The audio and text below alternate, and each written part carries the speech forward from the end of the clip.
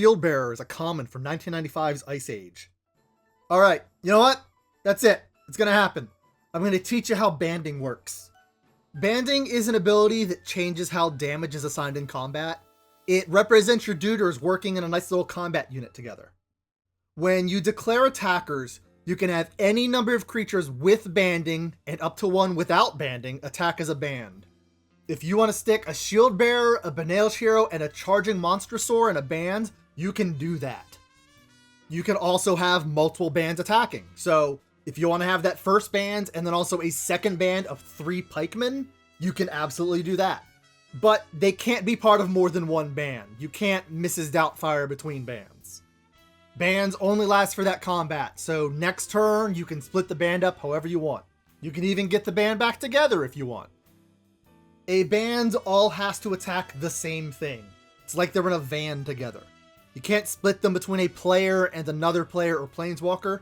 You just never split the party. Now, if a creature in a band gets blocked, the entire band is blocked by that creature. Yes, even if it's banding with a flyer or a creature with Swamp Walk, if they block your Shield Bearer, they are blocking all 3 creatures. They are just going to jump out of their van and wail on that dude.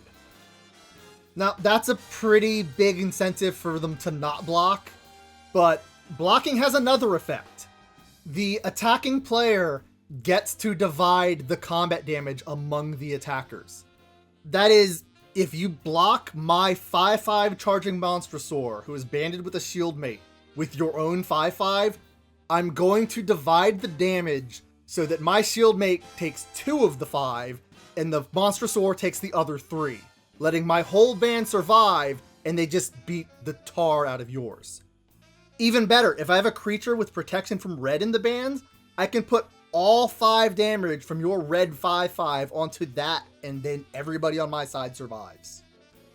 Now, let's reverse it. Banding on defense. There is no blocking as a band because you can already block as a group, but all it takes is one creature with banding to block a guy, and you get a similar result. The defending player gets to decide how the attacker's damage is dealt.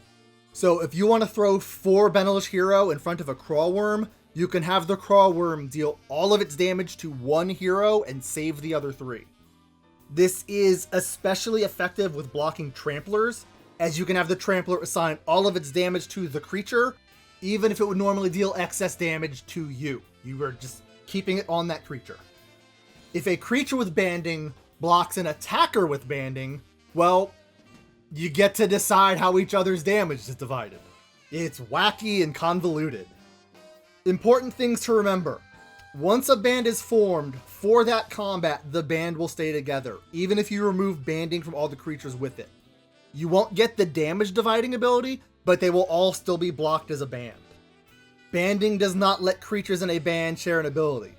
Banding with a Noble Elephant or including a Charging Monstrosaur in the band will not give your other guys in the band trample. Only the Elephant or the Monstrosaur will get through.